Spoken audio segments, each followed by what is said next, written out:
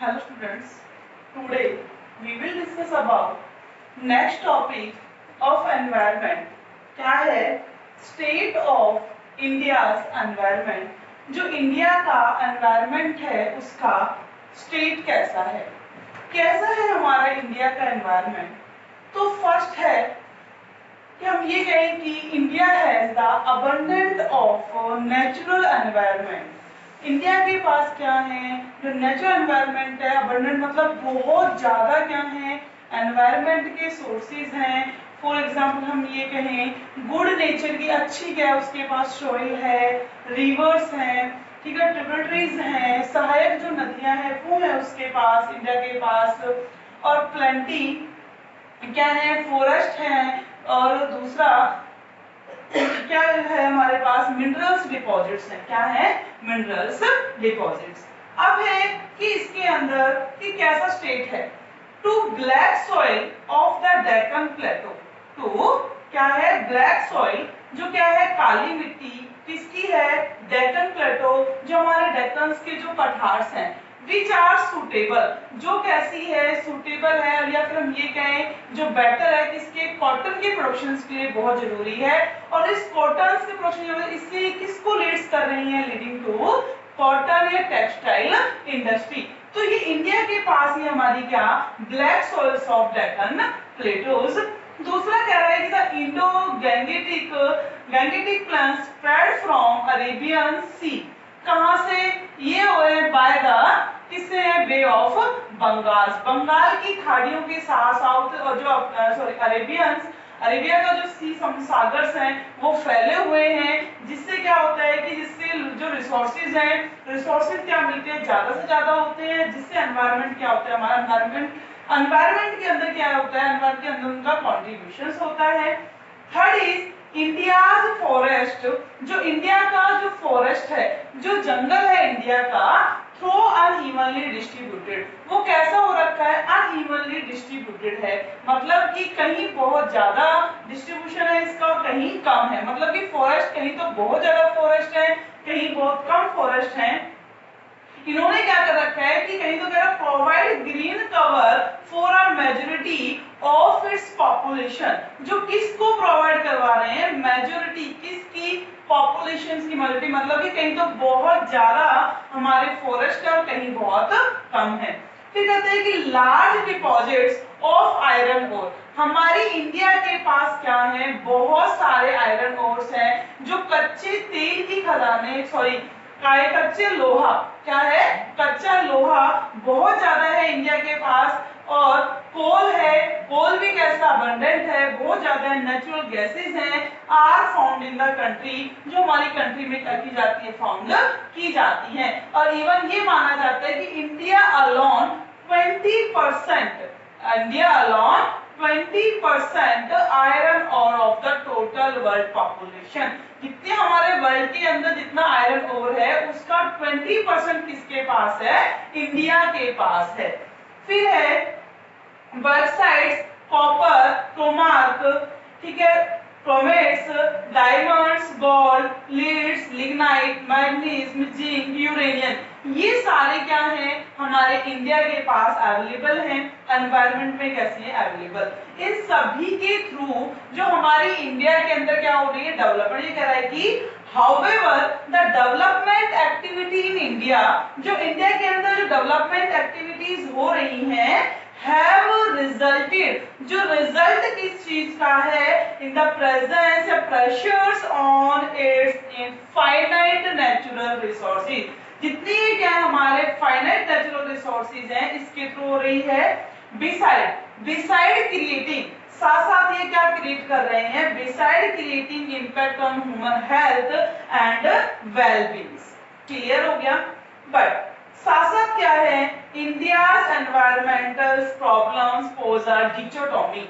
हमारी इंडिया के एनवायरनमेंट के अंदर जो प्रॉब्लम्स आ रही हैं वो प्रॉब्लम्स कौन सी हैं, डिकोटोमी। जो हमारा एनवायरनमेंट है वो टू पार्ट, डिकोटोमी का मींस क्या होता है कि एनवायरनमेंट टू पार्ट्स में क्या हो चुका है, डिवाइड हो चुका है। डिकोटोमी कौन कौन से, फर्स्ट कह रहे हैं कि पॉवर्टी इज क्योजिंग, जो पॉवर्टी है वो कारण हो रही है किस किसका, एनवायरमेंटल डिग्रेडेशन।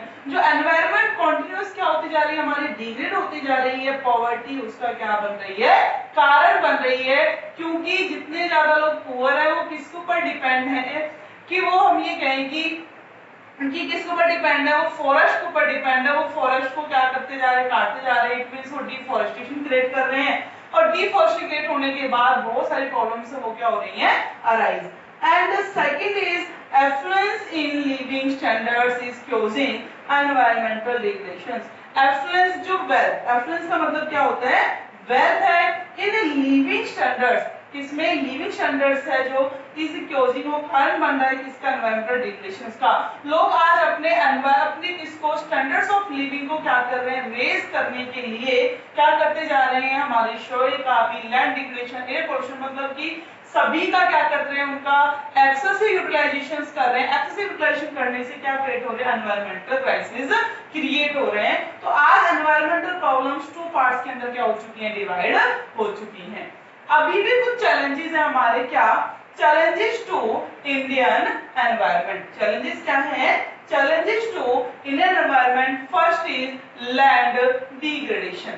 क्या है चैलेंजेस, क्या इंडियन एनवायरनमेंट के सामने, जैसे कि अभी आज चैलेंज क्या है, आज प्रेजेंट में air pollution, water pollution, noise pollution, ठीक है, विल्ड लाइफ एग्जिस्टेंस, ये सारे क्या बन रहे हैं, चैलेंज बन रहे हैं। जिसमें से मेन कौन कौन से हैं, land degradation, degradation of forest, deforestation, soil erosion, biodiversity losses and air pollution. ये हमारे 5 मोस्ट इंपोर्टेंट क्या है, चैलेंजेस हैं। अब इनको वन बाय वन क्या करेंगे, इनकी स्टडी करेंगे कि लैंड डिग्रेडेशन क्या है, डिग्रेडेशन ऑफ फॉरेस्ट क्या है, इन सब के बारे में हमें स्टडी करनी है। तो सबसे पहले क्या है हमारा, लैंड डिग्रेडेशन। कि लैंड डिग्रेडेशन क्या होता है, इसके इफेक्ट्स क्या होते हैं, या फिर इसके कॉजेज किस कारण से होता है, वो सारे भी हमें क्या करने हैं, स्टडी करने हैं।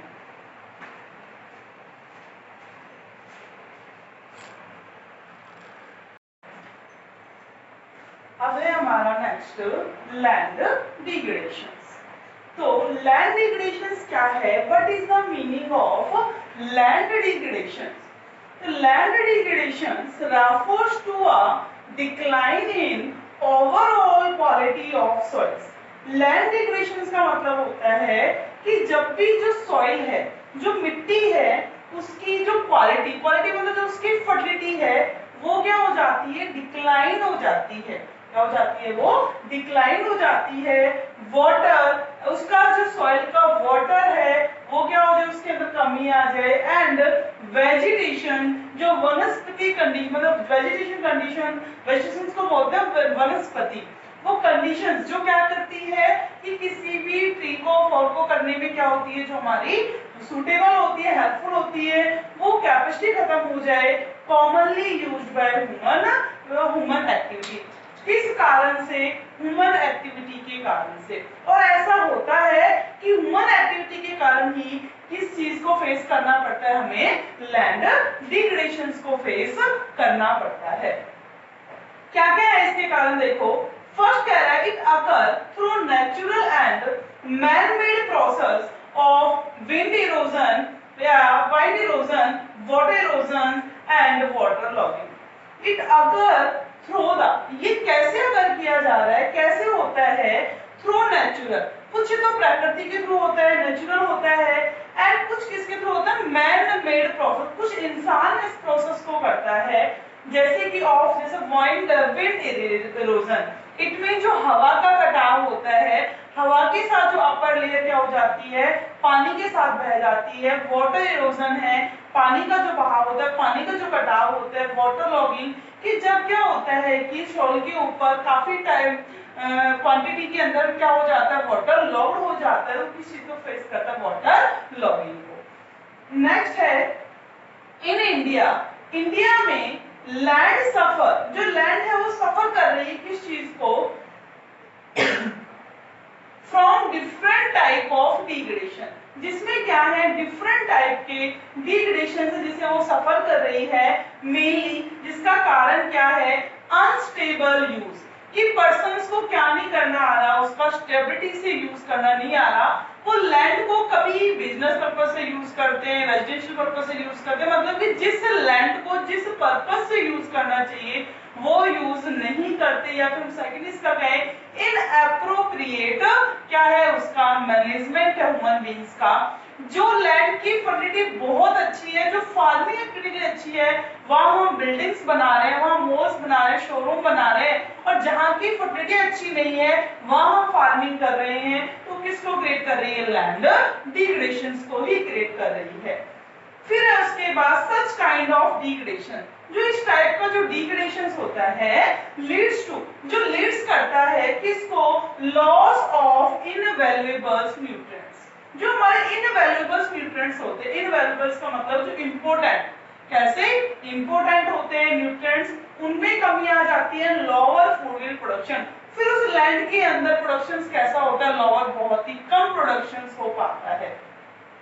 And last is poor land use, हमें अभी तक क्या नहीं करना आता, लैंड का प्रॉपर यूज करना नहीं आता। Poor land use are also responsible, क्या है रिस्पांसिबल है किसका, rapid land degradations in India. India के अंदर जो डिग्रेडेशंस हो रहा है कॉन्टिन्यूअस, उसके अंदर किसका कंट्रीब्यूशन है, हमारी पुअर लैंड यूज का भी कंट्रीब्यूशन है। अब है कि इसके कॉजेस क्या क्या है, किस कारण से लैंड डिग्रेडेशन होता है, इसके कारण क्या है, तो सबसे पहले है लॉस ऑफ वेजिटेशन। सबसे ज्यादा जो कमी आ रही है वो किसके अंदर आ रही है, वेजिटेशन, जो वनस्पति है उनमें कमी आ रही है ड्यू टू डिफॉरेस्टेशन, क्योंकि क्या किया जा रहा है, डिफॉरेस्टेशन किया जा रहा है, वनों को काटा जा रहा है। डिफॉरेस्टेशन मतलब है वनों की कटाई करना, वनों को काटा जा रहा है, जिससे वेजिटेशन के अंदर क्या आ रही है, कमी। काफी हमारे जो कहें कि जो प्लांट्स होते हैं इस टाइप के होते हैं कि वो उगते हैं और वो मिट्टी के साथ ही क्या हो जाते हैं, मिल जाते हैं, क्योंकि उनसे ही मिट्टी की क्या होती है, जो फर्टिलिटी है वो बेटर होती है।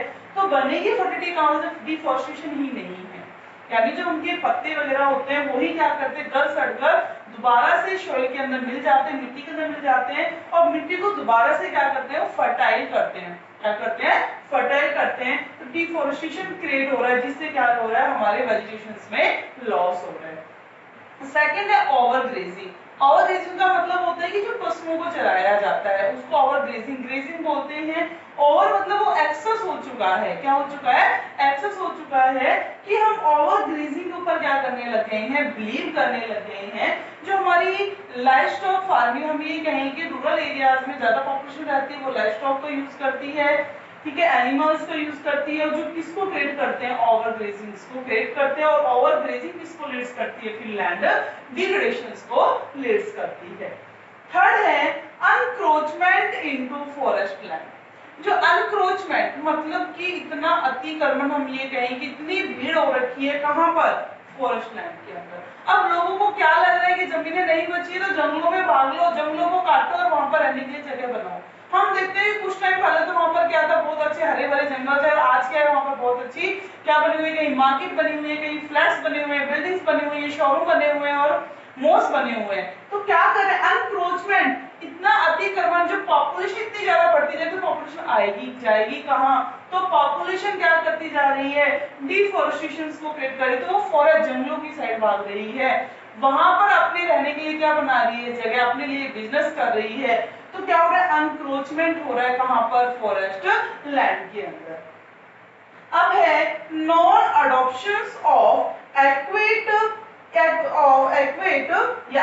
Soil conservation measures. Non adoptions कि हम क्या नहीं कर रहे, अडॉप्ट नहीं कर रहे उस टेक्नोलॉजी को या फिर उस सोर्सेज को, उस रिसोर्सेज को, जिससे हमारी सॉइल क्या हो सके, कंजर्वेशन हो सके। मतलब कि एक बार सॉइल को यूज करने के बाद दोबारा उसको कंजर्वेशन करना है, दोबारा से प्रिपेयर करना है, उसके लिए जो टेक्नोलॉजी है उसका क्या नहीं किया जा रहा, अडॉप्ट, उसको क्या नहीं किया जा रहा, अडॉप्ट नहीं किया जा रहा, जो किसका कारण बन रही है, लैंड डिग्रेडेशन का।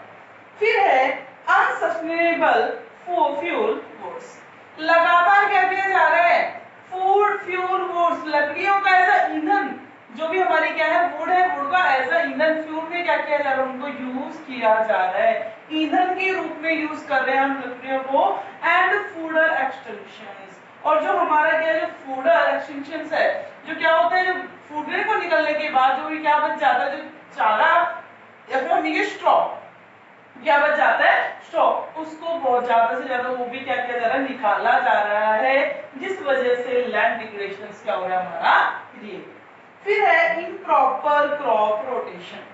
क्या है, इम्प्रॉपर क्रॉप रोटेशन। आज भी हमारा जो फार्मर है वो क्रॉप रोटेशन के ऊपर बिलीव नहीं करता। वो क्या सोचता है कि उसे हर बार एक फील्ड से एक ही फार्मिंग या एक ही क्रॉप क्या करनी, उगानी है। हर साल एक फील्ड के ऊपर एक ही क्रॉप को उगाता है, तो धीरे धीरे क्या होगा, उस जो लैंड है उसकी जो फर्टिलिटी है वो क्या होती चली जाती है, डिक्लाइन होती चली जाती है। इवन फार्मर को क्या करना चाहिए, उसका रोटेशन करना चाहिए। कभी तो बहुत ज्यादा, जैसे कि हम कहें राइस जो उगाया जाता है बहुत सारे पानी में उगाया जाता है, तो एक बार तो क्या कर लिया, वहां पर एक्सेसिव वाटर यूज कर लिया, ठीक है। नेक्स्ट टाइम वो इस टाइप की क्रॉप्स को क्या करे, उगाए जिसको कम वाटर की जरूरत हो, क्योंकि हर बार उसमें अगर फील्ड के अंदर आप पानी को इकट्ठा करोगे तो वाटर लॉगिंग की प्रॉब्लम क्रिएट हो जाएगी। और वाटर लॉगिंग अगर कंटिन्यूअस होती रही तो क्या होती रहेगी, धीरे धीरे उससे अपर लेयर है लैंड की वो क्या होती जाएगी, डिस्टर्ब होती चली जाएगी। इसीलिए क्या है कि रोटेशन, अगर आपने एक बार राइस उगाया तो नेक्स्ट टाइम उस क्रॉप को उगाइए जिसमें कम से कम वाटर की जरूरत हो, तो वाटर लॉगिंग की प्रॉब्लम्स क्रिएट ना हो सके। तो क्या है, इम्प्रॉपर क्रॉप रोटेशन है, हमारे यहाँ पर अच्छे क्रॉप रोटेशंस नहीं है। सेवन कह रहा है इनडिस्क्रिमिनेट यूज ऑफ एग्रोकेमिकल्स। जो एग्रोकेमिकल्स, जो एग्रीकल्चर के अंदर जो केमिकल्स यूज किए जाते हैं, फर्टिलाइजर्स जो यूज किए जाते हैं, खाद यूज किया जाता है, या फिर हम ये पेस्टिसाइड जो यूज किए जाते हैं, वो कैसे इनडिस्क्रिमिनेट। आज वो जो फार्मर क्या सोचता है कि मुझे क्या करना है, प्रोडक्शन लेना है, एक्सेसिव प्रोडक्शन लेना उस फील्ड से, तो क्या करता है, हाई यील्ड के, जितना हम ये हाई यील्ड वैरायटी तो नहीं बोल सकते उसको, कि वो क्या करता है, बहुत ज्यादा जो केमिकल्स वाले क्या होते हैं फर्टिलाइजर्स होते हैं उनको यूज करता है। ऐसी केमिकल, ऐसे इंसेक्टिसाइड्स, पेस्टिसाइड्स वो यूज करता है, ऐसी दवाइयां यूज करता है जिससे क्या प्रोडक्शन बहुत ज्यादा हो जाता है। लेकिन एक बार तो प्रोडक्शन अच्छा होगा, लेकिन अब वो लैंड के अंदर जितने भी क्या जो फर्टिलाइजर्स थे उनको क्या कर देगा, वो डिस्ट्रॉय कर देगा, ठीक है। फिर है इम्प्रॉपर प्लानिंग। लैंड को लेकर क्या नहीं है कि इम्प्रॉपर प्लानिंग है, प्रॉपर प्लानिंग के अकॉर्डिंग वर्क नहीं किया जाता लैंड के ऊपर। जो फार्मर्स हैं, फार्मर्स की कोई भी क्या नहीं होती, प्लानिंग नहीं होती। फिर है एक्सटेंशंस ऑफ ग्राउंड वाटर। जो क्या कर रहे हैं हम, कह रहे हैं extractions of ground water in excess compare to, क्या है उसकी रीजनरेशन कहें, या फिर हम ये क्या कहें, रिचार्ज कैपेसिटी, एक्सेस इन रिचार्ज कैपेसिटी। जो एक्सटेंशन है ग्राउंड वाटर का, मतलब कि जो जमीन से जो पानी निकाला जाता है वो बहुत ज्यादा है, किससे, जो उसकी रिचार्ज कैपेसिटी। हम क्या नहीं कर पाते, शोल को रिचार्ज का मतलब ये नहीं कि लाइट से रिचार्ज करना है, वो रिचार्ज का मतलब क्या है कि हम क्या करें कि जब क्या करते हैं हम वाटर कन्वर्जन, वाटर को इकट्ठा करके क्या करते हैं उसको, जैसे हम पहले के टाइम में क्या थे, तालाब थे, जो हम पोंड्स हैं या कुएं, इनका यूज करते थे, तो जितना भी बारिश का पानी आता, रेनफॉल आता था, तो हम क्या करते हैं उसको इकट्ठा करते हैं, जिससे क्या होता था, वाटर रिचार्ज, जो सॉइल थी सॉइल में क्या हो जाता, रिचार्ज हो जाती थी, और वापस हम ग्राउंड वाटर का फिर यूज करते, वापस से फिर क्या हो जाती, लैंड हमारी रिचार्ज हो जाती थी। बट आज क्या हो गया है, जगह जगह पर हमारे क्या बन गए, पक्की रोड बन गए, सभी रोड्स अच्छे हैं, ठीक है, पक्के घर बना लिए, जिससे जो वाटर आता है, रेनफॉल का जो वाटर है, कि वो वाटर क्या नहीं हो पाता, सीधे जमीन के अंदर नहीं जा पाता। तो वो वाटर नहीं जाएगा तो क्या होगा, वहीं से देखो एक जगह जहां से हम पानी को क्या कर रहे हैं, निकाल रहे हैं, एक्सट्रैक्शंस कर रहे हैं, लेकिन वहां पर रिचार्ज की क्या नहीं है, कोई कैपेसिटी नहीं है, तो वो उसको वापस नहीं डाला जा रहा, तो वो क्या तो चल जाएगा, पानी वहां से निकलता चला जाएगा। एक टाइम बाद क्या होगा, लैंड डिग्रेडेशन की प्रॉब्लम क्रिएट आएगी, लैंड डिग्रेडेशन की। तो कह रहा है कि जैसे हम बोरिंग कर, सबमर्सिबल जैसे हम किसमें यूज करते हैं, खेतों में हम यूज करते हैं पानी को, तो वहां पर क्या है कि एक्सटेंशन ऑफ ग्राउंड वाटर, बहुत ज्यादा पानी यूज किया जाता है जबकि इतना रिचार्ज नहीं हो पाता। फिर कह रहा है कि poverty of the agricultural dependent peoples. जो पॉवर्टी है वो एग्रीकल्चरल पीपल्स की क्या हो रही है, बढ़ रही है, गरीबी बढ़ रही है, क्योंकि इतने ज्यादा लोग एग्रीकल्चर के ऊपर क्या हो रहे हैं, डिपेंड, एग्रीकल्चर के ऊपर डिपेंड है, पॉवर्टी, गरीबी बढ़ रही है, तो जितने पर्सन उनको क्या चाहिए, शेल्टर। और मेनली ये देखा जाता है कि उनके जो घर होते हैं वो कैसे होते हैं, कच्चा हाउस। वो किसका यूज करते हैं, कच्चा हाउस, और कच्चा हाउस मेड फॉर वुड, किसके थ्रू बने होते हैं, वो लकड़ियों के बने होते हैं। फिर वो किसको क्रिएट कर, वो किसके ऊपर डिपेंड हो जाते हैं, फॉरेस्ट के ऊपर। फॉरेस्ट से क्या, फॉरेस्ट को क्या करेंगे, हटाएंगे, तो जिससे क्या क्रिएट होता है, डिफॉरेस्टेशन क्रिएट होता है। ये बड़ा कारण है हमारी लैंड डिग्रेडेशन का। शिफ्टिंग कल्टीवेशंस, जो पर्सन है कहाँ शिफ्ट हो रहे हैं, कल्टीवेशंस के ऊपर शिफ्ट हो रहे हैं कि केवल क्या करना है कि वनों को साफ करना और हमें वहां पर रहना है। ये लोगों ने क्या बनाई हुई है, अपनी टेंडेंसी बनाई हुई है। या हम कहें कि इसके जो इफेक्ट्स हैं वो क्या देखने को मिले हैं 2000 के अकॉर्डिंग, जो 174 मिलियन हेक्टेयर लैंड है वो किस प्रॉब्लम से किस प्रॉब्लम्स को फेस कर रही है, लैंड डिग्रेडेशन की प्रॉब्लम्स को फेस कर रही है। किसके अकॉर्डिंग मैंने बताया है, अकॉर्डिंग टू 2000, अकॉर्डिंग टू 2000 के अकॉर्डिंग ले तो उस टाइम 174 मिलियन हेक्टेयर जो लैंड है वो लैंड डिग्रेडेशन की प्रॉब्लम्स को क्या कर रही है, फेस कर रही है। जिसमें से जो हमारी मैंने कितना बताया इसमें 174, तो 174 में से जो 30 है, इट मींस 144 है, वो तो किसको कौन सी प्रॉब्लम्स को फेस कर रही है, जो वाटर के थ्रू है, वाटर लॉगिंग, या फिर हम ये कहें जो वाटर लॉगिंग है, विंड इरोजन और वाटर इरोजन है, इस प्रॉब्लम्स को क्या कर रही है, फेस कर रही है। बाकी की जो 30, देखो बाकी जो 30 है वो अदर प्रॉब्लम्स को क्या कर रही है, फेस कर रही है। क्लियर हो गया। तो ये था हमारा क्या कि लैंड डिग्रेडेशन, क्या है टॉपिक हमारा, लैंड डिग्रेडेशन क्या होता है, किस कारण से क्या हुआ, फर्स्टली क्या होता है ये, और किस कारण से क्रिएट हुआ, और इफेक्ट क्या देखने को मिला, किसके अकॉर्डिंग, अकॉर्डिंग टू 2000 174 मिलियन जो हेक्टेयर लैंड है वो किसको सफर कर रही है, लैंड डिग्रेडेशन की प्रॉब्लम को सफर कर रही है। और 144 उसमें से भी 144 ने कौन सी प्रॉब्लम वो फेस कर रही है, विंड इरोजन, वाटर इरोजन या वाटर लॉगिंग, जिस और 30% कौन सी प्रॉब्लम्स को फेस कर रही है, जो अदर प्रॉब्लम्स है लाइक डिफॉरेस्टेशन है, ठीक है, एंड एग्रोकेमिकल्स हैं या एग्रोकेमिकल्स को यूज कर रही है, इस टाइप की प्रॉब्लम्स को क्या कर रही है, वो फेस कर रही है।